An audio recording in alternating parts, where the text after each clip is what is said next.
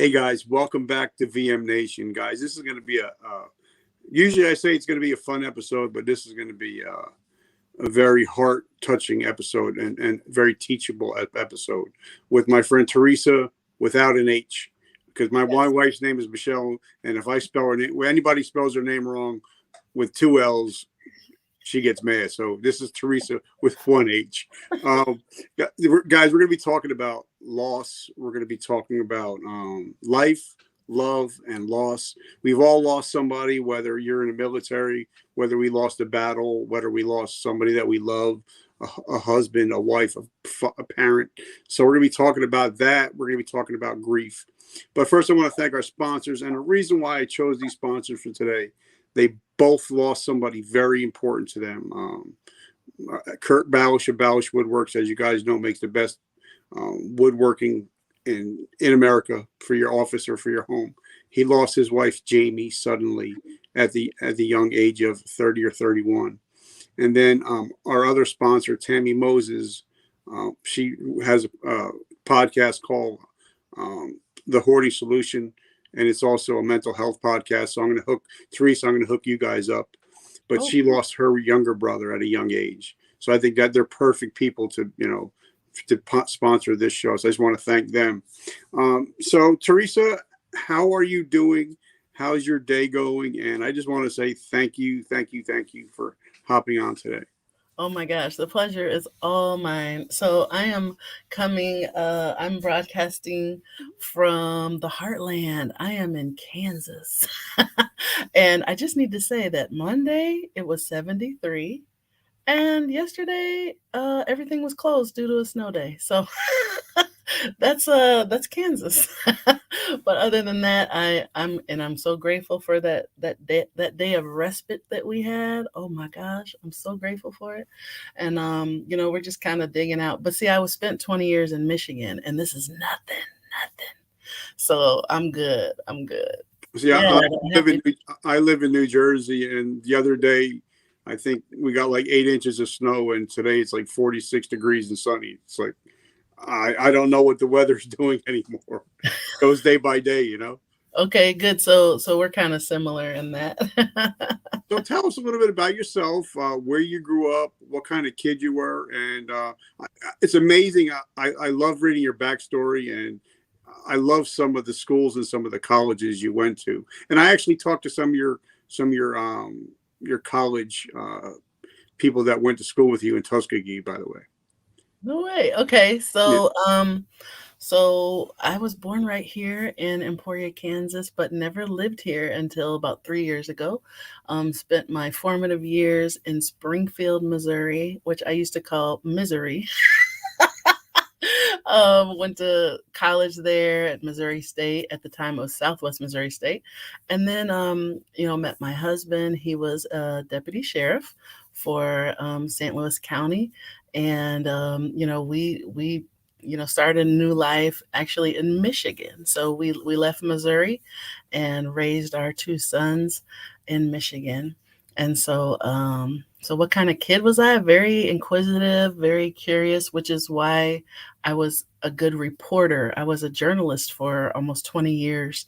And I was like, wow, I get paid to be curious and nosy and ask questions and report and write. And so that's me. I'm just, there's a lot, but I'll let you ask the questions. Well, because I love to find out where people come from, especially come from, Kansas, Missouri. They're very homey. Yeah. I grew up in New Jersey, but I became an adult in South Carolina. So that's where I learned, the way I am today, to where, in a lot of families, and, not only different, Southern, I consider Southern, a lot of it has in the family is, we don't talk about it a lot anymore, is the matriarchs, the patriarchs of the family. Yes. And how, it's everything is about family, and it goes from family to outside. And a lot in the world now, it's from outside into the family. Yes. So how is it growing up, especially in, because some little small towns and stuff like that, compared to the big cities. What was it like growing up with matriarchs and patriarchs in the family? Okay, so I have to tell you that while other kids vacationed at actual vacation spots, my parents, I'm glad you mentioned matriarchs and patriarchs because my parents valued, um, they wanted their daughters to know who their grandparents were. So we vacationed here in Emporia, Kansas. And you blink and you're through Emporia. But it's they were from Kansas, my parents were, and they knew those hometown values. And that's one thing I do still like. I mean, I call Emporia Mayberry, but there's at the end of the day, I love that they hold on to, traditional family values. I mean, we raised our sons to be all about the family, and it's really special to me to have relocated here because I have a lot of family here. I've never lived anywhere where I had family in the same town, and I have a lot of family here. My mother is here, and it just feels good knowing that you have connection. And I know family can be non-blood, but there's something for me, just being closer, especially as I get older. It's just nice to have family around. So Now, when you met your husband, was he on the sheriff's department, or did you meet him before that? yes, actually, I was in college and he was, like I said, a deputy sheriff, and he had actually. We met at a dance, a college dance, and he had a Sharpie. He was at the door doing security on the side, and had a Sharpie. And you know how you're supposed to write, kind of like an X that you got in the party or whatever. Well, he wrote his number down, and I was talking to a girlfriend. I was talking, and I looked, and I was so pissed. I was like, "What the?" And that was definitely a way to get my attention. And he would commute because St. Louis was like 4 hours from Springfield, but he would commute and come see me, and I would go see him, and the rest was history. But he was he was larger than life. He was my knight. Um, he we were married. We were together 23 years, married 19. Had two amazing sons, have two amazing sons. And my husband actually passed away 7 years ago after a 2-week diagnosis of leukemia. But he had been on dialysis for 13 years. And if there's any of your listeners out there, that kind of diagnosis can be so devastating. And as far as the kidneys shutting down, because he was a worker, he was a worker. And so to be told that, no, you're going to go on disability and you're going to do dialysis 3 days a week. But he didn't let it get him down. He went through a depressed period, but he said, okay, what else can I do? And he became a Red Cross volunteer.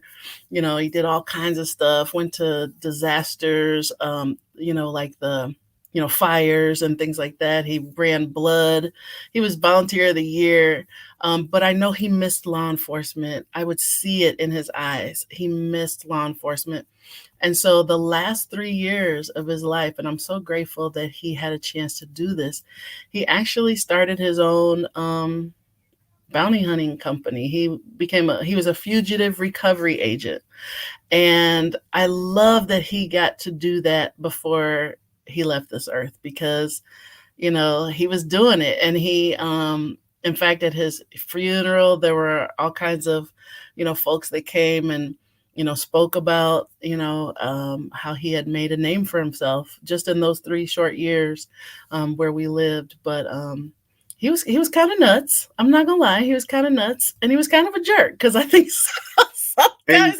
if you're a military or police officer, you kind of be a guy. You have They it kind of it's in the blood. It's in the They job. got it in them.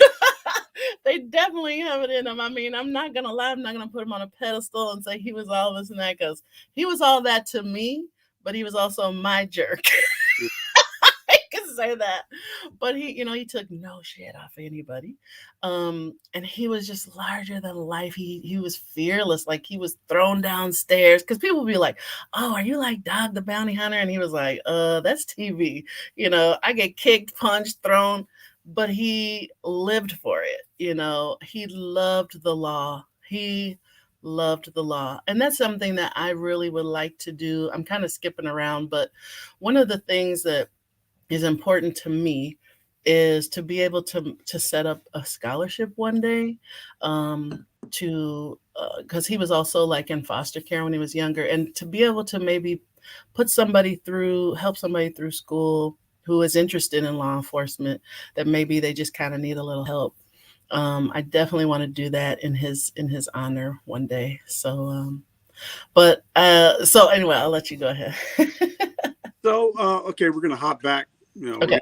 You know, we all know that he had game, so he gave you his number, and so you guys, talked and hooked up. Yes. But then, once you're dating or marry a veteran or a police officer or soldier, it's a different world. It's a Oh yeah. Oh yeah. and tell me what it was like, because when you're dating, everything is all happy unicorns and rainbows. But but once you really start to get to know a person, and that they're on the job, you start to see different things. Oh yeah. And that, like my friend, he's a prosecuting attorney now, but he was a police officer.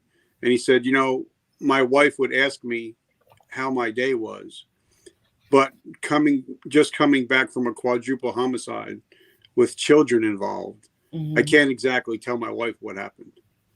So, like they say, what happens in Vegas stays in Vegas. Right. Pretty much, what happens on the job stays on the job. Yes. But it still comes home in different ways, whether it's anger or being real quiet or being real loud. So what was that like, being a girlfriend and eventually the wife of a sheriff's officer? Well, let's just say he didn't waste time with the ring. We met in probably May, and by Thanksgiving we were engaged. And so, he took me. He probably shouldn't have, or maybe should have got permission, but I did go on a couple of little ride-alongs with him, and it just showed me. I was like, there's a children's book, The Country Mouse and the City Mouse. I was the country mouse, right? I mean, I grew up in the Ozarks, and it just a lot didn't happen. It wasn't the Springfield now is not the Springfield of 30 years ago. And so St. Louis was the city, and he was in the hood, right? I mean, it was so dangerous to me, but I felt so safe with him because he taught me how to read people. I mean, if I can say that, he taught me to not be afraid. He taught me so many things about, even just kind of just being observant, and as a woman looking out for how to look out for myself, but more, because he was like, women are they're too trusting, and too many women go out at night, and there's alone. And just taught me so many kind of, I guess, common sense things that he knew and that he lived and breathed it. Like I said, law enforcement was his passion. And I couldn't help but, I mean, I watched stuff with him. We would watch all kinds of shows, First 48 and cop shows and things like that. And I was interested because the man I loved was interested, and even when we got like our first house, he pulled up all the shrubs. He put like, he tinted all the windows in the house. And I'm like, aren't we going a little extreme? And he's like, no, we're not trying to have intruders up in here. and I miss that. Like, I do. I missed having that protector, and having, how he looked out for us. We were his number one priority, even to the point where when he was bounty hunting, I remember we had went out our Valentine's Day. He died March 7th, but that Valentine's Day, he took me out to dinner, and he got me. I'd never forget. I almost feel like it was like a premonition that he wasn't going to be around, because that Valentine's Day, he sent me more roses. I mean, they just kept coming. The delivery people kept coming. And my job, they're like, what did you do? Why is your husband sending you? Or what did he do? What did he do? And he took the boys, my sons, with him to get me these flowers. And the boys were like, "Why are you getting mom all these?" And he said, "Because I love her and because she deserves it." And I remember that night at dinner, I was like, "Babe, where's your watch and your ring?" Because he never went anywhere without his watch and his ring.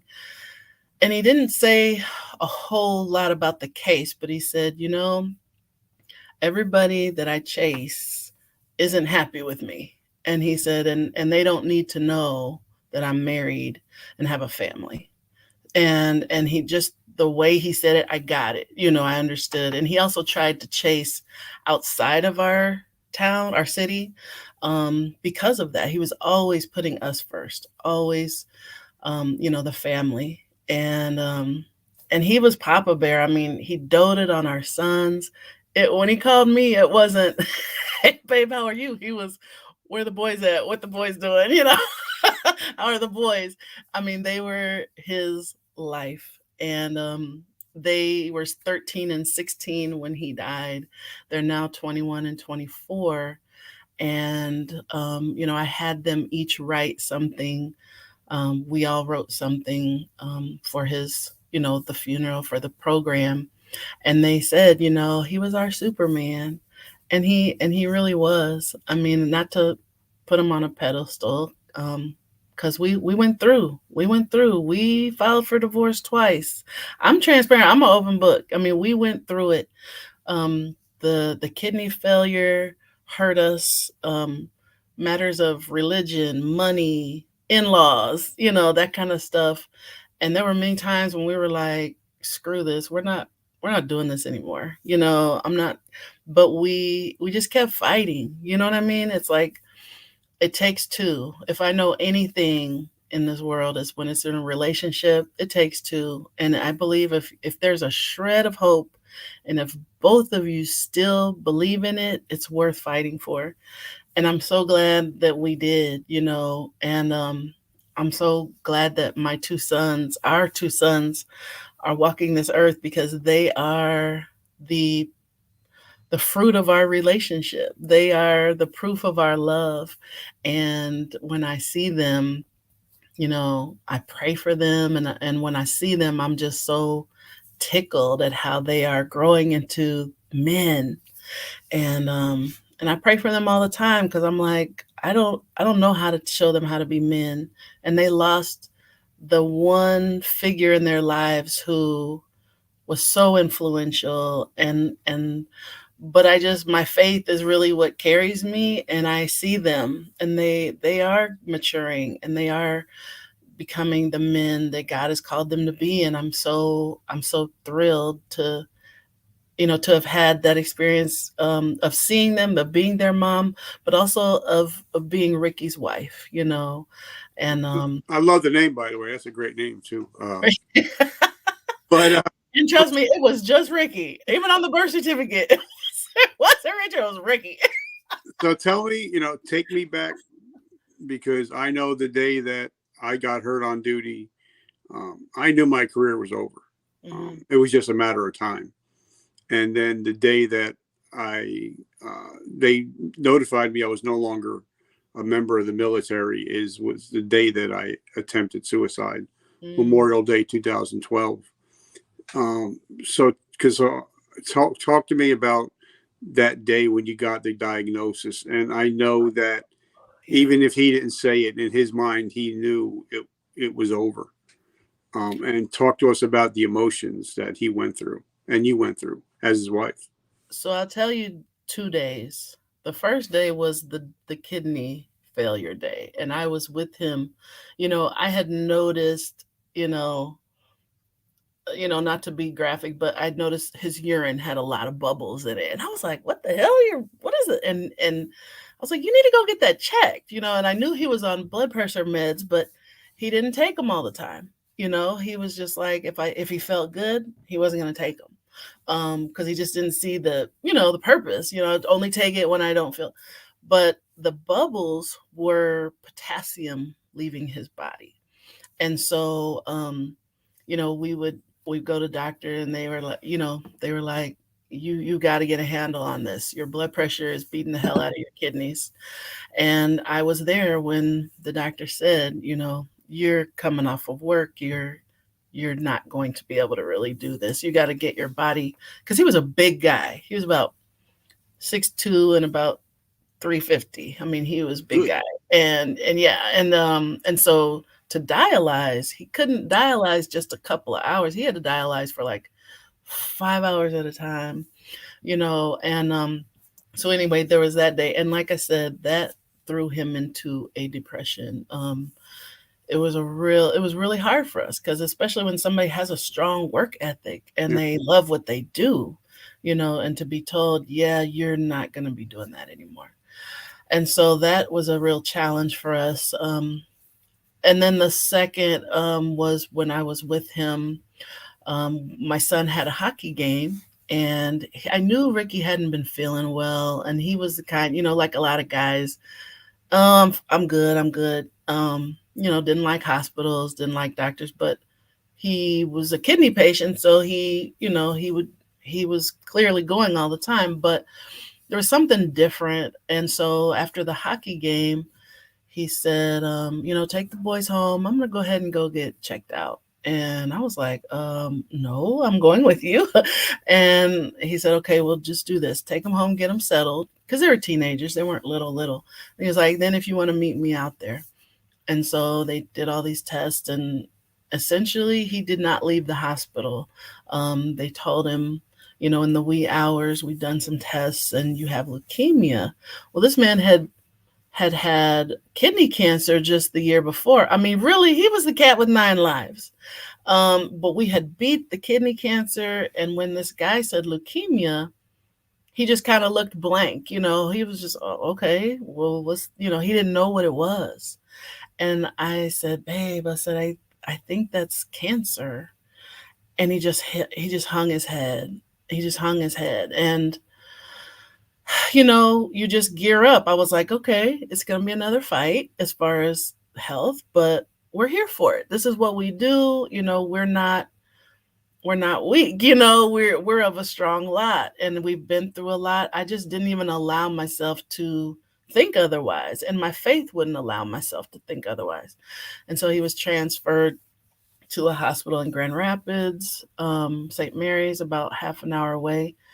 And like I said, he didn't come out. And the doctors told us, they said, well, if there's any cancer to get, this is it, because it's highly treatable unless there are complications.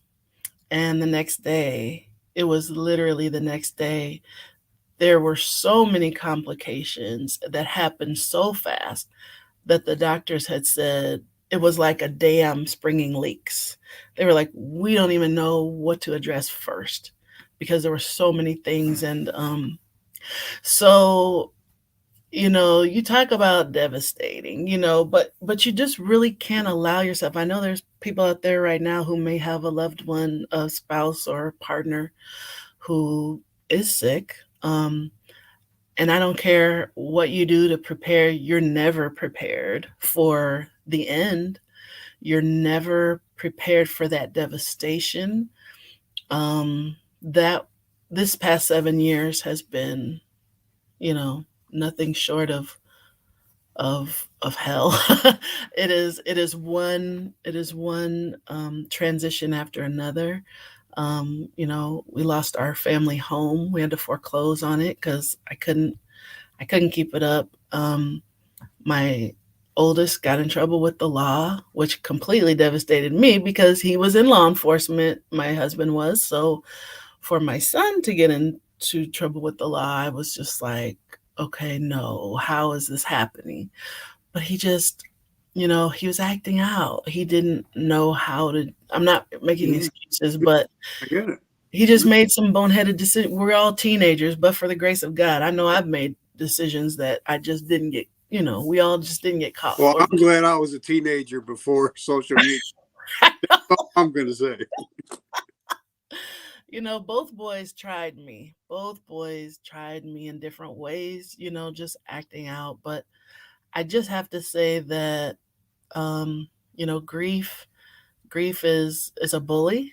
it's taken from me for long enough, and that's why this year has been pivotal for me, because I, started my own grief support group, virtual grief support group, and I also started a podcast, and we Yeah. can, talk about that. But it's a bully that knows no respecter of persons, and it's an ass kicker, and it's individual. No, Everybody grieves in different ways, and no, so now take me back because take me back to the night of the funeral, the last night, because I hear it all the time. Like when my friend Kurt, his wife passed. mhm.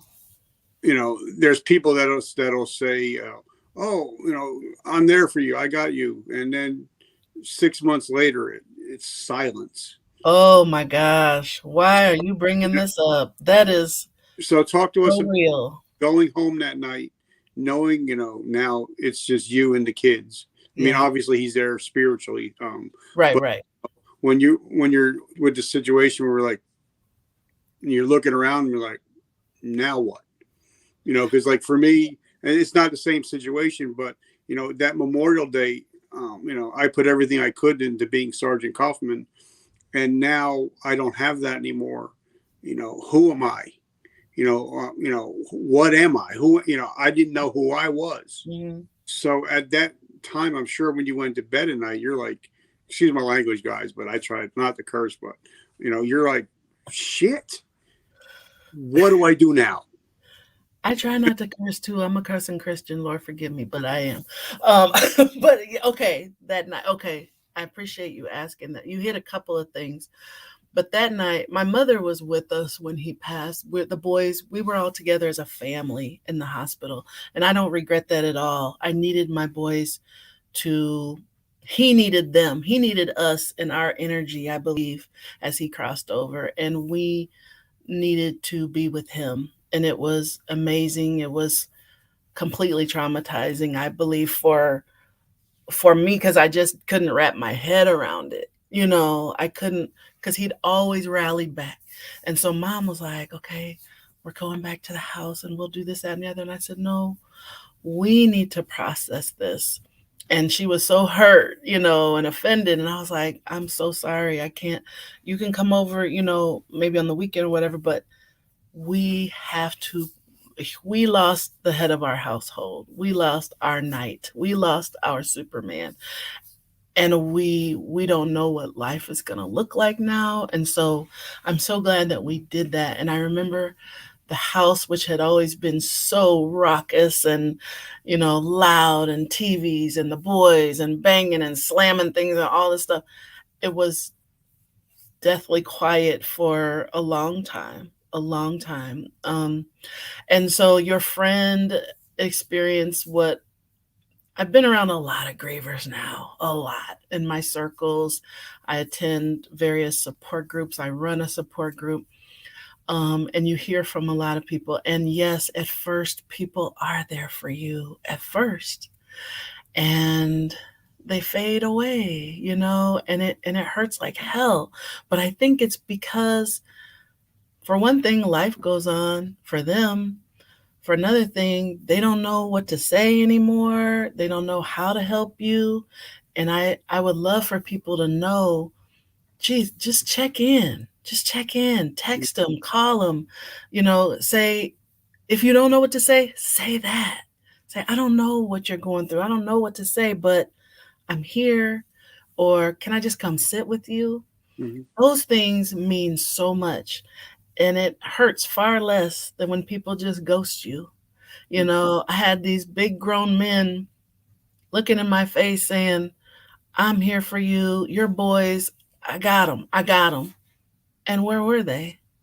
And then another thing is, if you're part of a couple and you lost your spouse or partner, um, I can't speak for everybody, but let's just say that a lot of us grievers have experienced couples who just, they definitely avoid you because you're a reminder of what they never want to go through.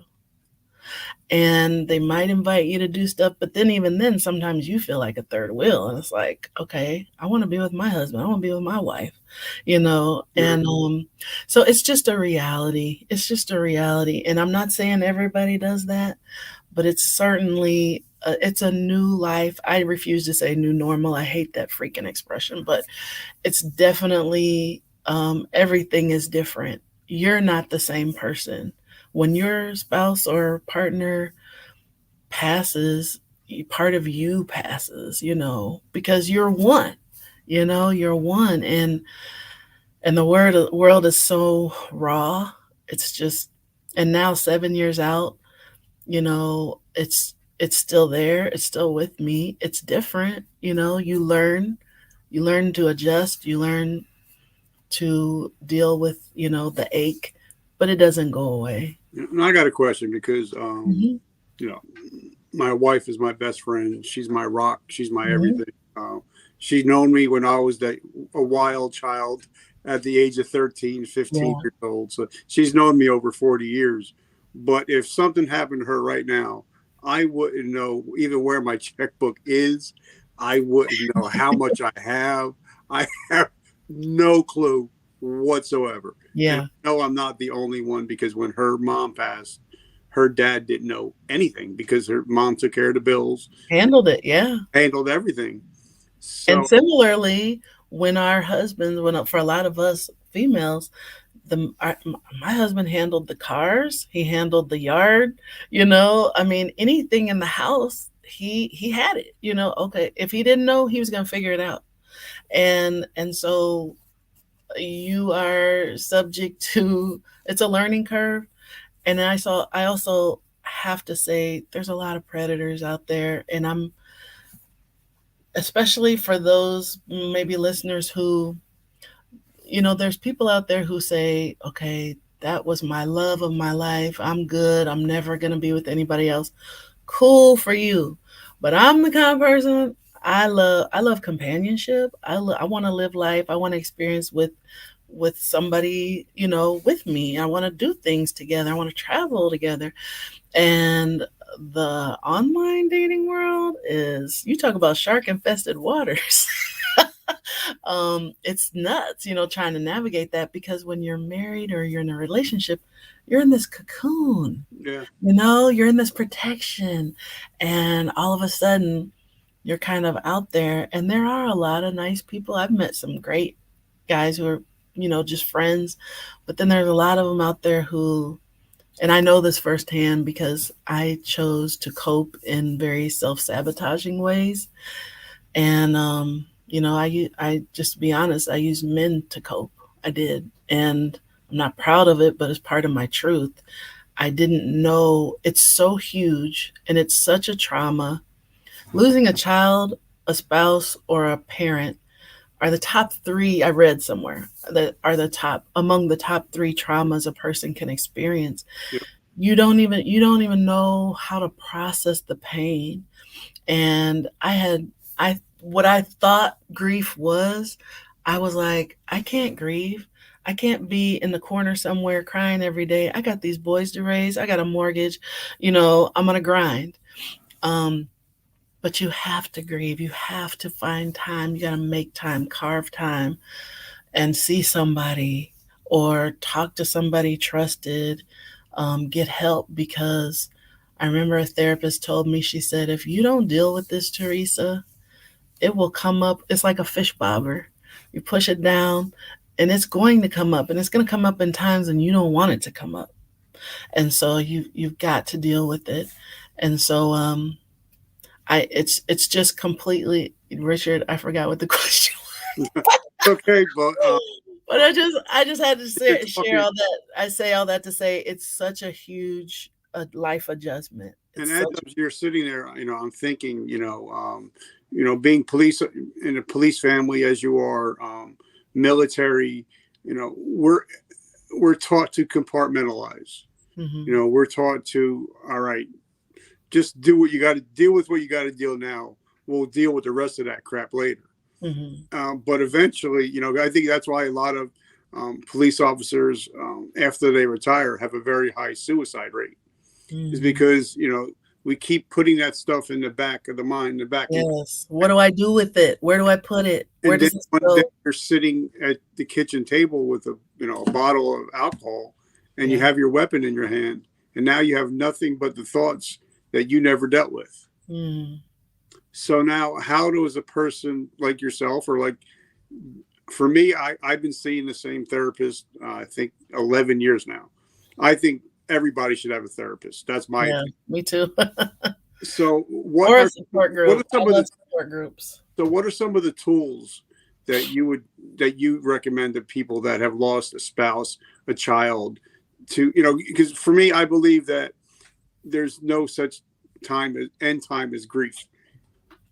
For my wife grieves for her mom, and she's, I think, it's been gone like 17 years, something like that. And for me, like, her ex-husband used to talk crap about it, but for me, I'm like, honey, it's what you feel. It's Yeah. it is what it is. And enjoy the feelings. Not enjoy it, but because that means you still love them and you're still a part of you. So, what are Yeah. some of the steps people take right after they lose a loved one? Okay, so first I need to preface this by saying I'm not an expert. However, having experienced this, losing my husband and then 3 years later my dad, I think that kind of credentials me a little bit. But also, I am studying now, getting a second master's, and studying mental health and social work because I want tools. I want to do more than just listen Mm. or just give advice. I want to be able to have some real mental health tools. But I would say, definitely therapists and support groups aren't for everybody, but they are so helpful. Just to have a neutral person to kind of hear you and to encourage you, give you some kind of maybe activities to do like journaling, or even some folks just talking to your phone. Usually phones have some kind of notepad, Yeah. and while you're driving, just to record your feelings, just to speak them out, because your feelings need somewhere to go, instead of being all trapped inside. I would definitely say, really look at your circles. Who who do you trust? Who can you go to? Who can you call at any hour? My support group is my AA. When I don't go, I'm a little off kilter. I use that to help me stay For balanced. me, now you just touched my heart. I just celebrated 33 years clean and sober. Wow. I, Oh my gosh, I'm I'm congratulations. an AA, NA, any kind of A guy. So, and that's, I have a program that I teach for mental health, and Awesome. and and I do deal with the 12 steps. I love the 12 steps. So I just wanted to put that out there, saying What thank you. is what is the class that is for families who of like substance users? What is that? It's not Bu- bu- bu- bu- bu- bu- I'll get back to it. I think, okay. and It's not AA, but it's in that family. yeah, I've been to some of those groups, and because I've dated some, in fact, military guys who, definitely had some. Al-Anon. Yes, yes, yes. And Yeah. I found that so helpful. And I would go to those groups and I'd be like, yeah, he this and he that and da da da. I learned so much about me. I was like, wait, this isn't about me. And they're like, oh yes, it's about you. Yeah. Because those guys that helped me to understand, they had some substance things going on, and helped me to understand the why, and the how I can handle that. But definitely tools. I just can't really say enough about that. It's your individual. Trust your intuition. Dig deep. What is your intuition telling you that you need at that moment, um, and to go with that. And it could be your faith that you lean on. It could be, but like I said, it's helped me to have a support group. My support group is my family. I mean, that's the one space where we don't have to explain. You don't have to explain. We all get it. We've lost a husband. We've lost a wife. We've lost a partner. And some people come and they tell the same story every week, and we never judge. We never say, oh, there they go again. No, we want them to talk. That's healing for them. All right. Well, since you went there, we're going to go there. Okay. For me, growing up, my mother was an addict. She's clean. I think she just celebrated 27 years. But I went to a couple meetings. I went to Codependence Anonymous. It's called Coda. Oh, And nice. there's an amazing book out there by Miss Melody Beattie. Yes. Codependent Codependent no more. Dependent no more. So what do you do when your loved one passes away and you were actually so codependent on that person? Now you don't know who you are at all. Oh my gosh. Like, are you in my head or something? Are you in? You're all in here. Some of us black folks, we say, you all in my business right now, right here. Okay, I'll tell you this. I loved being a wife and mother. I loved it. I lived for it. I was a career woman, reporter, wife, and mother. I mean, baseball, hockey, basketball, soccer, football, we were there. I was a sports mom. So when he died, when Ricky died, that was a huge adjustment and transition. Okay, focus on the boys, focus on the boys.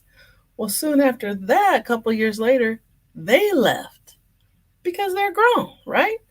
They left. And so I was really left like, okay, who am I? I literally had not lived by myself until 49 years old. And I had put big, huge vision boards on my walls. And I would write and I would say, who are you? What do you like? What do you enjoy? What do you want to do? What are your goals? Like basic foundational like that. And I had to do that because I was pretty dependent on my family for my identity. And so now I feel like I'm just in this amazing time of growth and, definitely still grief because it's always going to be there. It's lifelong. You just have to learn to cope and adjust. But I would definitely say there's a lot of people who are very distraught and very much like, what do I do now? Like they were my everything. They were my rock. They were my go-to. That was my ace.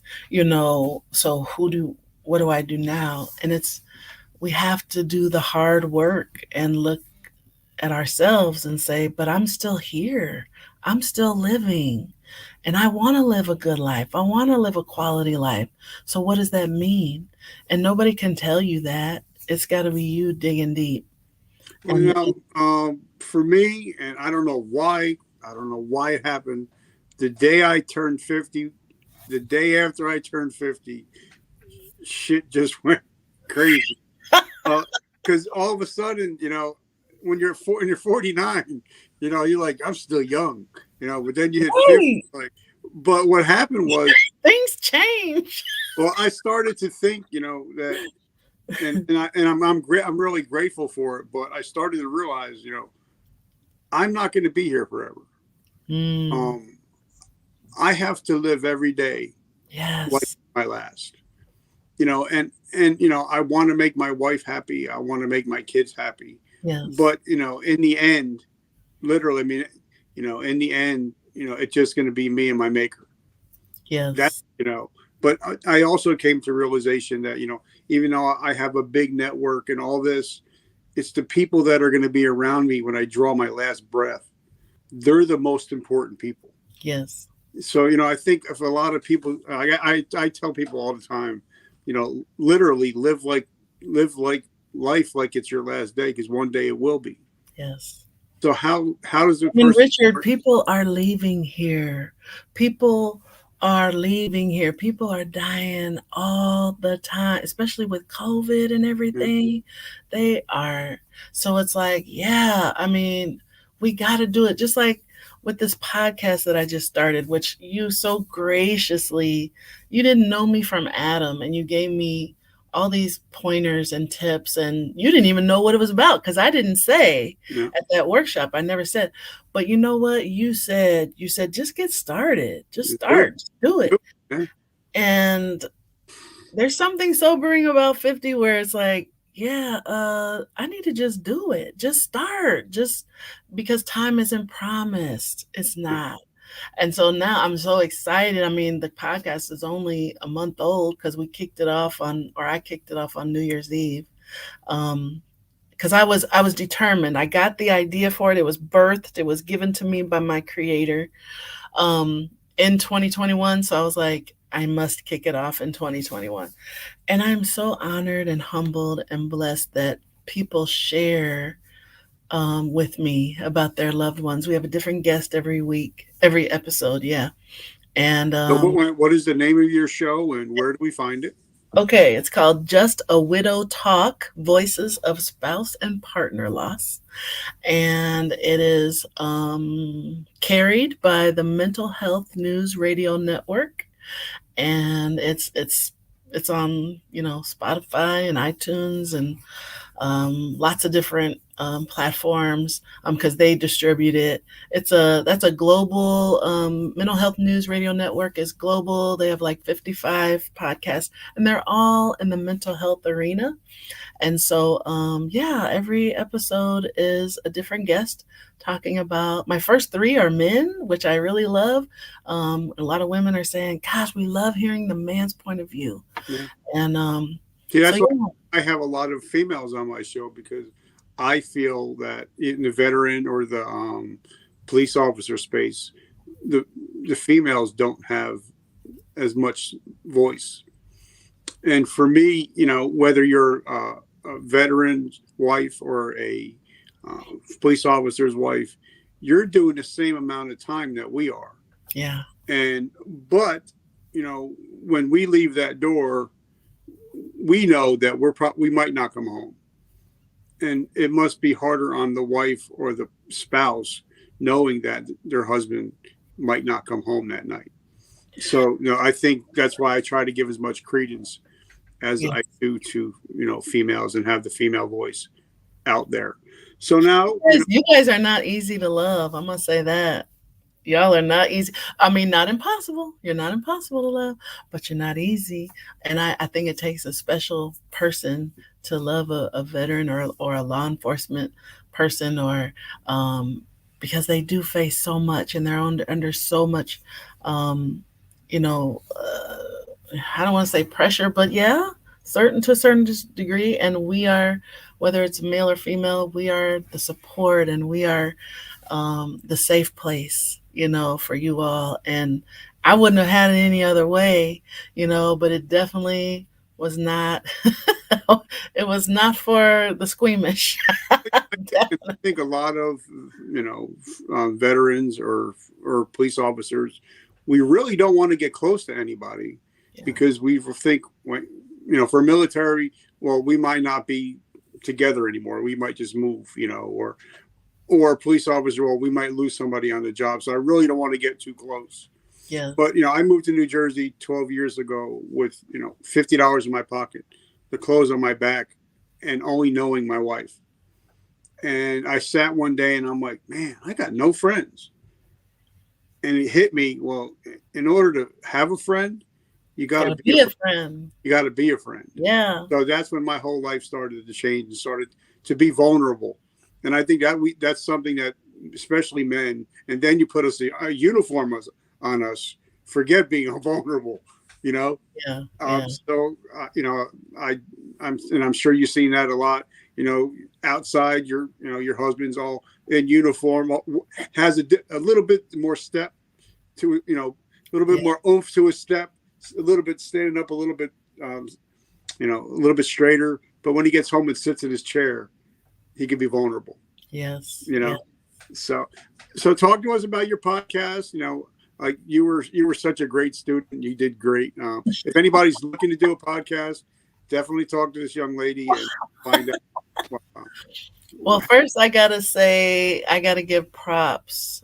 My baby son, I shouldn't say that, but he is my baby, 21, and he's my producer. And Yeah. I'm just so tickled because I was like, okay, how do I figure out the sound and the audio and all that? And I had even learned, I even, hired I work at a university, so I hired a student to kind of help me and walk me through. And I was telling him about it, and he was like, "Ma, I've been into music for years, and I got all the equipment. Just email it to me, and I'll." And he designed the custom intro and outro, and he cleaned up the sound, and he's my producer. I'm like, yay! He is a gift from God. Both of my sons are gifts from God, but my oldest is he's amazing. He's a people person, and he has my grandbaby. I have a 3-year-old grandbaby. But anyway, the podcast is just, I am so grateful for it because it's cathartic for me. Hmm. It is an outlet. It is helping me to heal. It's very selfish to say this, but it is. It is. It's like, and I didn't know it was going to be all that. I thought I truly have an interest in people and in storytelling. Because remember, I told you I have a journalism background. And so it's like, wow, I get to do journalism again. And I get to talk to these amazing people who some are in my circles, but some don't know me. There's one young lady who, I'm stacking them up right now. So soon she will be released. Her husband was deployed 3 times in very dangerous, situations. But it wasn't until he came home to Pennsylvania and got a job on the highway as one of those flag guys or construction guys, and he was mowed over by a sleeping driver. And so she's got 3 young kids, and she's now making it her, I guess, challenge or life's work, I guess, to try to enact some laws for drowsy driving because the guy who killed her husband got only 18 months. 18 months. And then another woman, she's an author. Her name is Jan Canty. She has a podcast called The Domino Effect of Murder. Her husband was murdered in Detroit. She didn't speak of it for 30 years. It was a big media frenzy. He was known in the community as a prominent psychologist. And now she's, a speaker, an author, a psychologist herself. She's just really, there's just some amazing people. We all hurt, and I just feel honored to be able to host a safe space where people can not only talk about their lives with their loved one, how they are moving forward, but also kind of putting it out into the universe. I feel like it's a way of honoring them too. I love the fact that I can say my husband's name every week, every episode, because it's up to us to keep our loved one's memory alive. I don't want him to be forgotten. He was an amazing man and an amazing father and husband. And again, he was a little jerk, but it was mine. and Yeah, and I I got it. he had such a heart. He had such a heart, and we don't know what he didn't ask for. Kidney disease. He didn't ask for leukemia. He didn't ask for kidney cancer, but he also didn't let it dictate his quality of life. And so I want to be the one to get his message out there, and to also show people, for me, Richard, I'm stronger than I ever freaking thought. I am.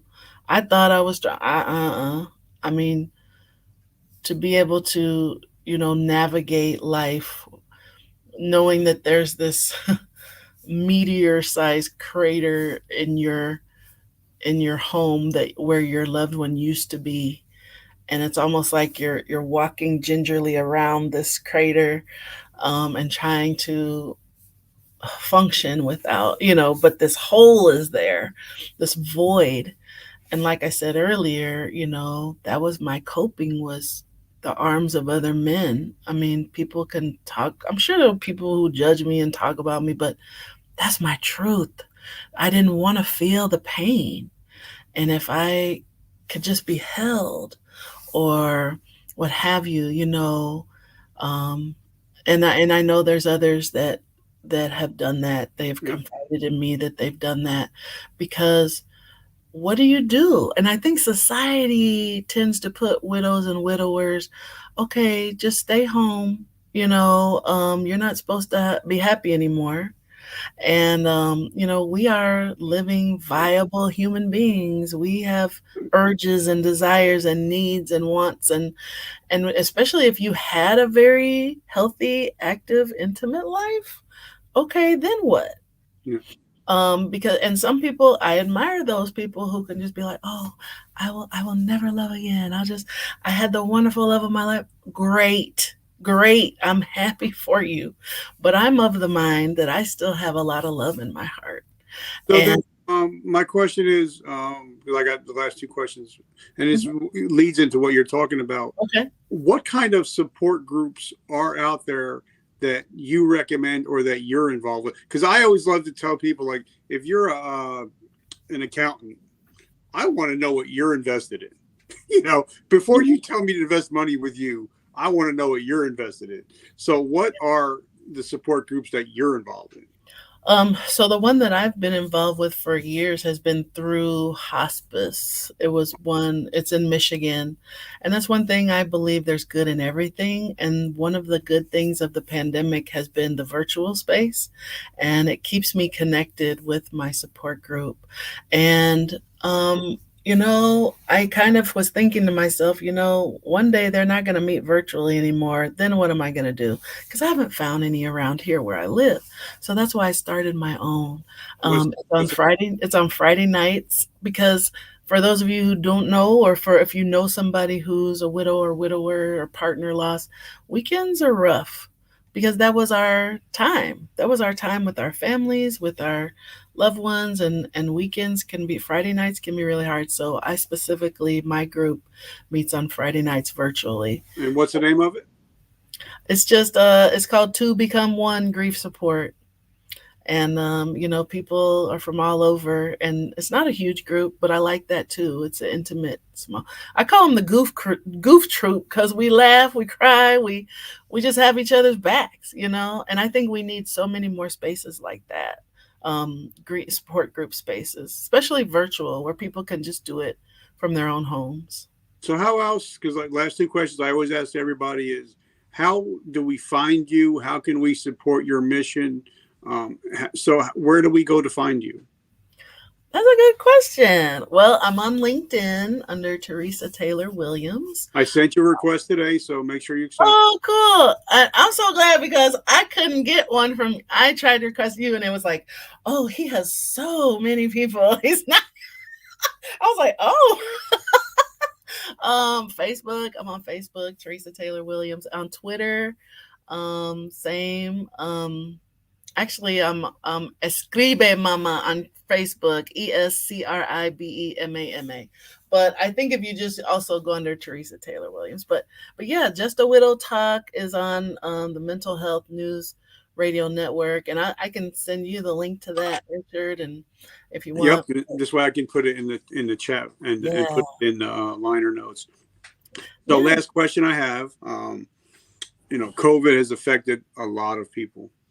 Hmm. And I had one of the Iron Chefs on yesterday, and No way, he nice. was talking about how, in the United States, over 100,000 restaurants have closed in the last 2 years. Oh wow, I didn't know. So, a lot of parents, lost their jobs, driving Uber, DoorDash, just to Hmm. put food on the table. Yes. So if I ask the average American to do something in 7 days, they're probably never going to get to it because we live a busy life.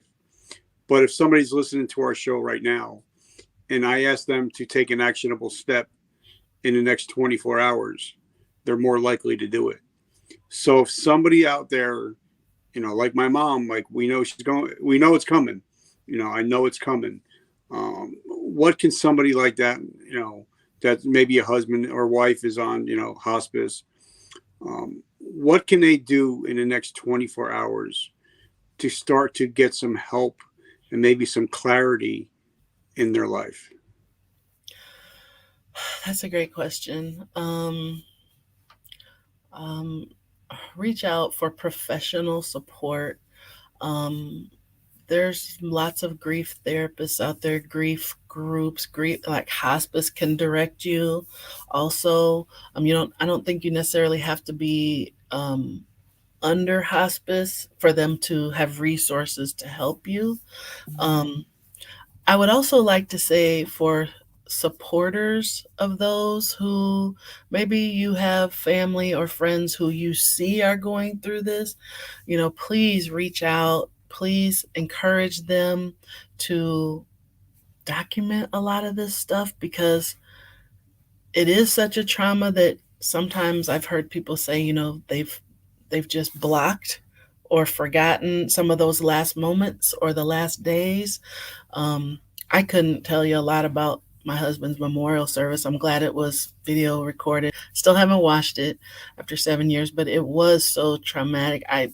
I don't really remember much about it, but and even those last days. So really, just reaching out. Like I said, even if you don't know what to say that. But just say, I'm here. Please let me know what I can do. And even if you got to put a reminder in your phone to check in on somebody 3 months later, 6 months later, a year later, please do it because it gets real lonely after the services and after people go home. That's when the real work happens. And the last thing I would say is just know that grief is individual. If you're a supporter of somebody, please don't judge, and if you're going through it yourself, give yourself grace, handle your heart with grace, and follow your intuition. And if I can, Richard, I would love for anybody listening, if they are if they have experienced spouse or partner loss, please get in touch with me. I can leave you my email. I would love to interview you. I'd love to have you on my podcast because that's what it's for. It's a platform to tell stories about our loved ones. Now, I kind of told you a fib earlier when I said, I'm not going to ask any questions. Kind of, I got you. But since we're live, I'm probably going to be. Last year, I held my own mental health summit called Today I Decide Mental Health Summit. I love that. And I'm probably going to do one sometime, maybe September. And I would be honored if you would be one of our guest speakers. It's going to be virtual, obviously, but I would be honored if you'd be one of our guest speakers to talk. Of course. Oh my gosh, what a blessing. I would completely love that. I would. So I'm going to hold you to it. Don't forget about me. So guys, definitely check out the podcast. Like I said, my mom's is going through this, and I'm actually going to give her the link so she can listen to some of your episodes before my. Awesome. And I want to thank our sponsors. I want to thank you, Tammy. I want to thank you, Kurt. I love you guys. You guys are my amigos. I always got your back, and I know you guys always have mine. So, guys, definitely check out the podcast. Check out what she's doing. Check her out on Facebook, LinkedIn, blah, blah, blah, blah, blah. And I left you my email. If you want to, when you put my link in, feel free to, you can put my email, because for anybody who, like I said, if they have experienced it and they would like to, if they don't mind being interviewed, I'd love to have them on my show. Or your circles, if you know people who would like to be part of the support group, I'll send them the link. Yep. The Zoom link is the same every week. So sounds amazing. So, guys, I love you guys. Remember, we got our new book. Our new book just dropped on Monday with bonuses. I got my brand new coffee just dropped. So okay, and look at you. all my proceeds go to help end veteran homelessness. That's awesome. And veteran mental health issues. So I make no money off of it. So if you guys are interested, I'll leave a link. So I just want to say thank you so much for coming on. And thank you, Richard, for having me. And thank you, listeners, for indulging me. and remember, VM Nation, remember that vertical momentum, the only way to go is up. I'll catch you guys on the flip. Awesome.